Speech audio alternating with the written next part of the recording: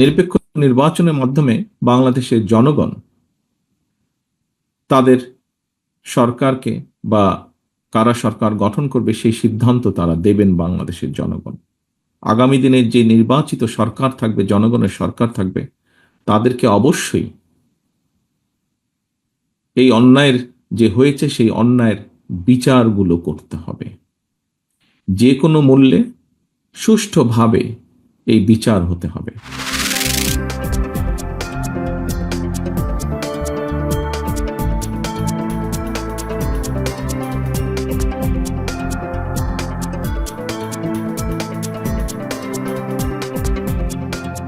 যে শিক্ষা প্রতিষ্ঠানে এই ধরনের র্যাগিং আছে সেটা তো অবশ্যই আমরা পরিবর্তন চাই, যাতে ছাত্ররা যাতে ভালোভাবে বসবাস করতে পারে, ভবিষ্যতে যাতে আর এই ধরনের ঘটনা না ঘটে সেটা আমরা সবার কাছে আবেদন জানাই।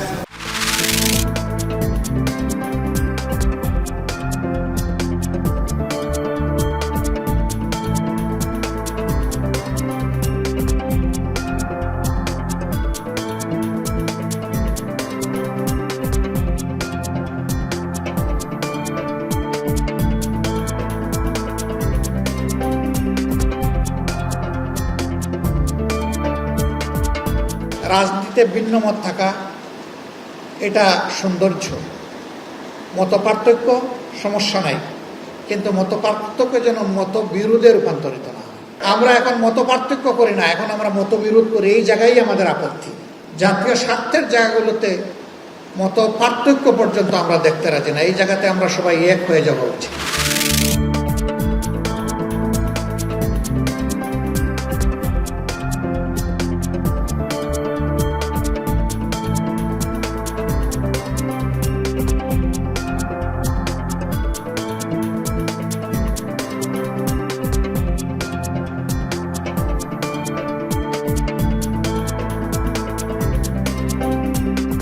আমাদের সর্বাত্মক প্রস্তুতি থাকবে। আপনারা রিসেন্ট অল্প কিছুদিনের মধ্যে দেখেছেন পুলিশ শক্ত হয়েছে, কাজ চলছে। ইনশাল্লাহ আমরা কোনো থ্রেট দেখছি না। ঈদ উপলক্ষে শ্রমিক অসন্তোষের সমস্যা থাকে, সেগুলো মিনিমাইজ করার জন্য যা যা পদক্ষেপ নেওয়া দরকার সেগুলো সংশ্লিষ্ট সকলের সাথে আলাপ করা হয়েছে। যেমন বেতন, সেটা আমরা নিশ্চিত করার জন্য বিকেএমই এর প্রধানরা আসছিলেন, তাদের সাথে কথা বলেছি।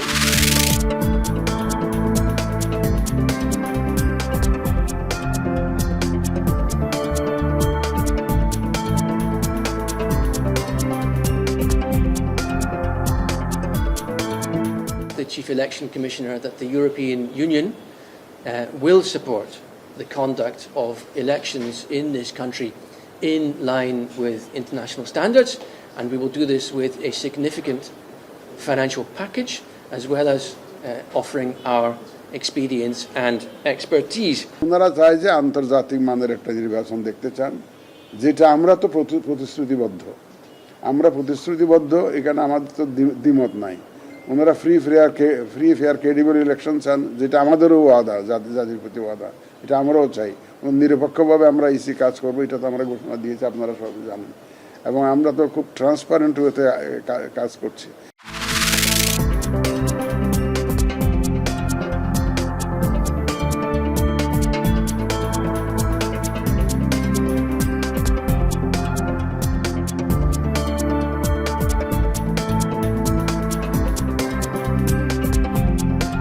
নারীর অধিকার সুরক্ষার জন্য, নারী এবং শিশু ধর্ষণ প্রতিরোধের জন্য কার্যকর আইনটি হয় এবং অধিকার নিশ্চিত করা যায়।